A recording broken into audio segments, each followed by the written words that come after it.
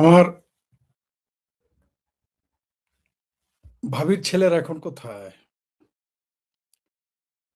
যারা আমার ভাবির পোলা ইন্ডিয়া বয়কট করত, তারা এখন কোথায়? জানতে ইচ্ছা করতেছে।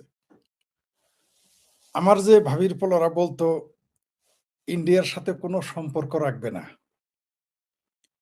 তারা এখন কোথায়? শ্বশুরবাড়ি গেছে সব?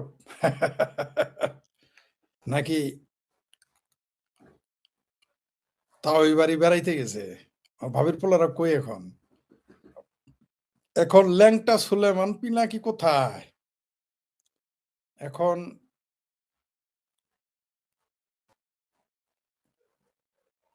ওই যে গালফোলা আমতারে কোথায়? India boycott. বিপিনুর কোথায়? ইন্ডিয়া বয়কট আন্দোলন করলো। সেই সকাল আমার ভাবির পোলা জামাত শিবিরের বট বাহিনী কোথায়? যারা ইন্ডিয়া বয়কট করলো, কোথায় তারা এখন? তারপর ওই যে আরেকটা আছে না? আমেরিকা থেকে উবার চালায়। সে এলিয়াচ্ছা পি পজিটিভ পাকিস্তানি বীজ স্বঘোষিত পাকিস্তানি বীজ। সে এখন কোথায়? এখন ইন্ডিয়া বয়কট স্লোগান দেয় না কেন? সেই সমস্ত সাংবাদিক, বুদ্ধিজীবী, জামাতি বট, বিএনপি, তারপর জামাতি, হেফাজতি বট বাহিনী যারা বলতো শেখ হাসিনা পাইপলাইন বানাইছে বাংলাদেশ থেকে তেল গ্যাস দিয়ে দিবে ভারতকে, তারা এখন কোথায়? এবং এরপরেও দেখবেন এদের চক্ষু লজ্জা নাই। এর মধ্যে দুই একজন আওয়ামী লীগের লোক আছে আবার। কেন বললাম এগুলো? আমি জেনে বুঝে বলতেছি, দায়িত্ব নিয়ে। দুই চারজন আওয়ামী লীগের লোক বলতেছে টেকা দিয়ে কিনছি। তো টেকা দিয়ে আর দেশ ছিল না? পাকিস্তান গেলে হয় না, সৌদি আরব গেলে হয় না, দুবাই গেলে হয় না, ভারত থেকে নিতে হবে কেন? ভারত তো গন্দা দেশ। ভারত তো উটের মুদ খায়। আবার একজন দেখলাম যে ভারত থেকে, সে আবার বলছে ভারত থেকে আনতে হবে কেন? খুব ভালো, আমি পছন্দ করলাম এই কথাটা। ভারত থেকে আনতে হবে কেন? ভারত থেকে আইনো না। সারাদিন ভারত বয়কট করবে, আবার ভারতের ভিসা চায়। ঠিক ওই যে সারা জীবন সিকরা সিকরি করে রোজা নামাজ ফজর নামাজ পড়ে বলে আল্লাহ গো আমেরিকা শেষ করে দাও। ঠিক আছে? আবার বামপন্থী বিপ্লবীরা আছে, মার্কিন সাম্রাজ্যবাদ ধ্বংস হোক নিবাদ যাক। এই দুই গ্রুপেরই পোলাপান আবার আমেরিকা থাকে। মৌলবীদের পোলাপান এসে নামাজের পরে দোয়া করে আল্লাহ গো ডেবিল লটারিতে মিলাই দাও। ঠিক আছে? বাবা শাহজালালের মাজারে সিন্নি দিমু, মাইজ ভান্ডারিতে এই দিমু। ঠিক আছে? এই দোয়াও করে আবার। মাদ্রাসায় দান করমু। লামা সাহেবের আবার তো মাইজ ভান্ডারিয়া শাহজালাল যাবে না। যে লামা সাহেবের আহলে খবির যারা, যারা আবার আমেরিকা যাইতে চায় তারা আবার আল্লাহ গো ডিবি লটারিতে দাও। ওই আরেক খবিস আছে কাজ্জাব বিন রাজ্জাকের কিছু টাকা পয়সা দান করতাম মাদ্রাসায়। মাদ্রাসায় দান করলে সেলসেলায় বেচতে জায়গা। এই বাংলাদেশের মানুষ জানে। কিন্তু বইনের জমি মাইরে উমরা হজ করে আসে। দায়িত্ব নিয়ে বললাম। বইনের জমির ওয়ারিশ মারা হজ করতে গেছে। এটা আমি দায়িত্ব নিয়ে বললাম। বহু মৌ হাজি আছে যে বইনের জমি ওয়ারিশ মেরে দিছে। সেলসেলায় বেচতে চলে যাবে। মানে আল্লাহরেও মনে করতেছে বাংলাদেশের জনগণের মতো বোকা বানানো যাবে। এরা মনে করছে আল্লাহ বোধহয় বাংলাদেশের বট বাহিনী কথায় যেরকম বাংলাদেশের জনগণ উল্টে উল্টে যায়, বাংলাদেশের বট বাহিনীর কথায় মনে করে যে আল্লাহ বোধহয় যে বাংলাদেশের বট বাহিনীর আল্লাহ আলোচনায় বায়াস্ট হয় বোধহয় আল্লাহ। বনের ওয়ারিশ মেরে, বাতিজার ওয়ারিশ মেরে, বাইগনের ওয়ারিশ মেরে ওমরা হজ করতে যাবে। হজ করতে যাবে। চালচালাই বেচতে যাবে। কারণ আমরা এর আগে একটা ঘটনা শুনেছি। যে ডাকাতি করতে যায় সেরা পরে দেখি যে কোন যেন কি শম্ভুগঞ্জ পীরের দরবারে টাকা দিতে গেছিল। এখানে একটা অংশ দিব। ঢাকা তো খুব ভালো। এই দেশে ডাকাতের ওই চিন্তা করে। যাই হোক, যেটা বলতেছিলাম, এই যে সারাদিন যে চিৎকার চেঁচামেচি করলা ভাবির পোলারা, তেল ভারতে যাবে। এখন তো দেখি ভারত থেকে তেল আসে। আর এই ১৭ মাস তোমার খালু শ্বশুর, তোমার জ্যাঠা শ্বশুর, তোমাদের বিদেশি আব্বারা ক্ষমতায় ছিল যে, আওয়ামী লীগের একটা চুক্তি কেন বাতিল করলা না বাবা? ও ভাবির পোলারা, আওয়ামী লীগের একটা খারাপ চুক্তি বাতে ২৫ বছরের গোলামির চুক্তি, শেখ হাসিনার আবার বোনাস কিছু চুক্তি ছিল, সব নাকি দেশ বিরোধী। একটা চুক্তি বাবা বাতিল করে দেখাইতে পারলা না। আওয়ামী লীগ খারাপ, আমরা তো একটু দেখতে চাইছিলাম। তোমরা না এত প্রচার চালাইলে এখনো বিশ্বাস করো মানুষের বলো একটা চুক্তি লেখ বাতিল করলাম না কেন তোমার আব্বার ক্ষমতা আচ্ছা বাদ দিলাম তখন বলবা যে এটা তো এনএস সরকার ক্ষমতা ছিল তোমাদের এখন তো তোমরাই বিরোধী দলে আর সরকারি দলে আজকে দেখলাম মুক্তিযুদ্ধের মন্ত্রী বলল খালেদা জিয়া হলো প্রথম মুক্তিযোদ্ধা এলো আমাদের মুক্তিযোদ্ধা মন্ত্রী বয়ান আমার মনে হয় যে কবে না জানি বইলে বেশে যে খালেদা জিয়ার যে চাকরানি ছিল ফাতেমা নাকি নাম সে মুক্তিযোদ্ধার কমান্ডার ছিল বা স্বাধীনতার ঘোষক ছিল ফাতেমা এই ঘোষণা যে দেয় নাই আমাদের মুক্তিযুদ্ধ মন্ত্রী এটাই আমাদের কপাল কোন কথা খালেদা জিয়া নাকি প্রথম মুক্তিযোদ্ধা সেই মুক্তিযোদ্ধা সেই মুক্তিযোদ্ধার দলের পুত্র এই দেশের মুসলেকা প্রধানমন্ত্রী হয়ে সেই সংসদে স্বাধীনতা বিরোধীদের শোক প্রস্তাব আনছে যেটা আদালতের রায় ফাঁসিয়েছে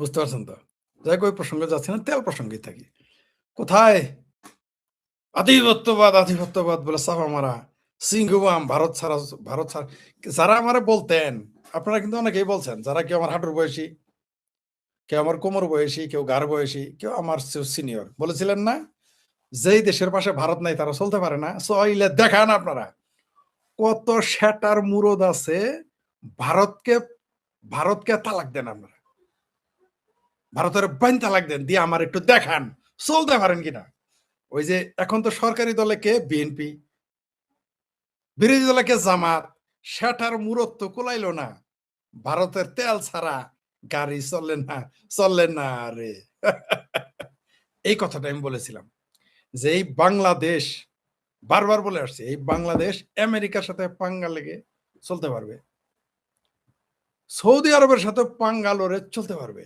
মানে ভাতে মরবো না অন্তত এক বেলা খাইলো বাঁচতে পারবো কিন্তু ভারতের সাথে পাঙ্গা নিবেন না খেয়ে মারা যাবেন পাইকারি দরে দুর্ভিক্ষ শুরু হয়ে যাবে বলি নাই প্রমাণ পেয়ে গেছেন তো ভারত ছাড়া বারবার বলেছি যে পশ্চাৎ দেশ দিয়ে বড়ের বিচি ঢুকবে না এটা আমাদের জানপুরের ভাষায় বলে মানে ঢুকবে না মানে পেটে ভাত থাকবে না শুইখে যাবে শুটকি হয়ে যাবে তেল নাই বলে গাড়ি কিন্তু 1.5 মাইল লম্বা হয়েছে ভারত থেকে তেল আসার পরেও ভারত ছাড়া যতই সুদূর করেন যতই দিল মে পাকিস্তান মগজ মে আফগানিস্তান ওই হিন্দুস্তান ছাড়া কারো সেটাতে ভাত ঢুকবে না সেটা বলতে পেট অন্য কিছু পাবেন না আমাদের জামালপুরে সেটা মানে হচ্ছে পেট আমি একবার এক জায়গায় সেটা বলে লজ্জা পেয়ে গিয়েছিলাম আমার শ্বশুর বাড়ি এলাকায় আমি জানতাম না সেটা বলতে তারা নারীর প্রাইভেট পার্টস বুঝে ওইটা আবার বুঝেন না আপনারা আর আজকাল তো নারীর প্রাইভেট পার্টস নিয়ে তো জাতীয় স্লোগান সে জাতীয় বীর হয়ে যায় সুতরাং এলে মাইন্ড করলেও আমার যায় আসে না তবে আমাদের এলাকায় আমাদের গ্রাম্য এলাকায় সেটা মানে পেট তো পেট ভরবে না পেটে কিছু ঢুকবে না প্রমাণ পেয়ে গেছেন তো ভারত থেকে তেল নেন না আবার দেখলাম আওয়ামী লীগেরও 2-1 লেগছে ব্যবসা তো ব্যবসা আরেকজনের সাথে করা টেকা দিয়ে কিনছি টেকাতে কিনস কেন আর জায়গা নাই তো টেকা দেওয়া তারপর শেখ হাসিনার পাইপলাইন আওয়ামী লীগের আবার সুর মিলায় কয় যে 2-1 আছে এরকম মানে ছুপা হুয়া রুস্তম আবার কেউ মুক্তিযোদ্ধার বললাম তারা বলে ভারত থেকে তো বাণিজ্য করতে গেছে বাণিজ্য আরেক দেশে করা হতো আরেক দেশে যে বাণিজ্য কর মায়ের পেটের ভাইয়ের সাথে জমিনে ঝগড়া লাগলে মাঝখানতে দেয়াল দেয় মায়ের পেটের বোনের কোনোদিন বাপের বাড়ি দাওয়াত দেয় না 20 বছর জমিনে ঝগড়া লাগলে চেহারা দেখে না ভাই বোনের ভাই ভাইয়ের চাচা ভাতিজা মামা ভাইগনের ভাই ভাই চেহারা দেখে না বাপ পেটের চেহারা দেখে না মায়ে ঝিয়ে চেহারা দেখে না জমিনে ঝগড়া লাগলে এই তো হুদি মুসলমান বাংলাদেশের আর কয় যে ভারতের সাথে ব্যবসাতে উন্নত তো যখন ঝগড়া লাগে ওই দোকানে তো যায় 10 টাকার মাল কিনো না যার সাথে পছন্দ হয় না আপনার সাথে যে স্বর্ণকারের সাথে সম্পর্ক খারাপ হয়ে কিনা যাবেন স্বর্ণ আপনার বইয়ের জন্য বইনের জন্য মেয়ের জন্য স্বর্ণের গয়না বানাইতে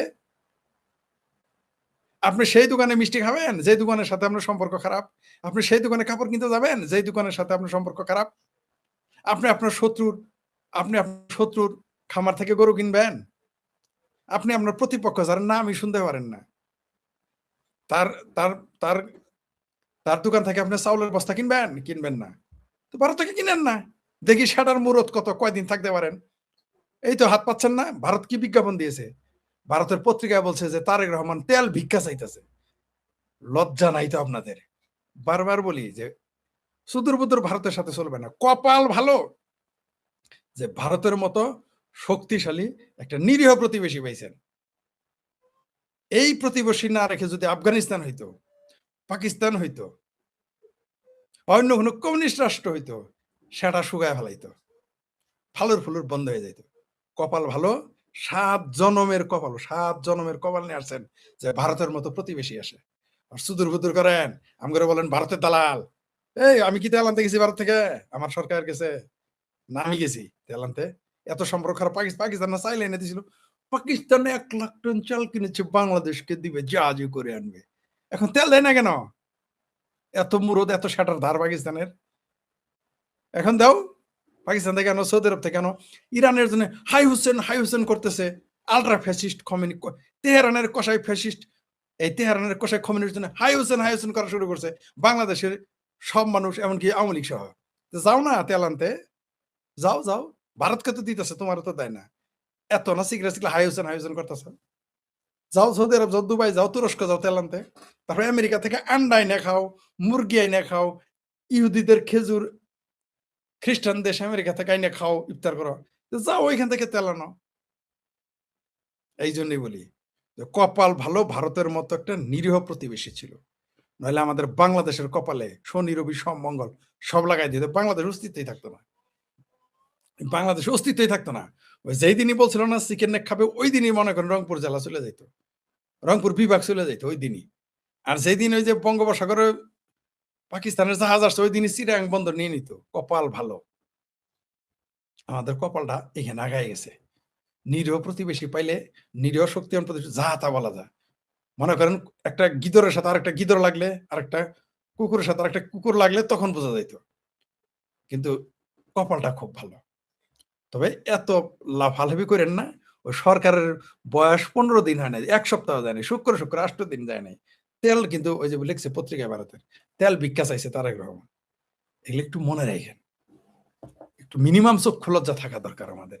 কিন্তু আমাদের দেশের মানুষের চক্ষু লজ্জা নাই। এত মুরদ ভারত ছাড়া চইলে দেখান। আর যারা বলে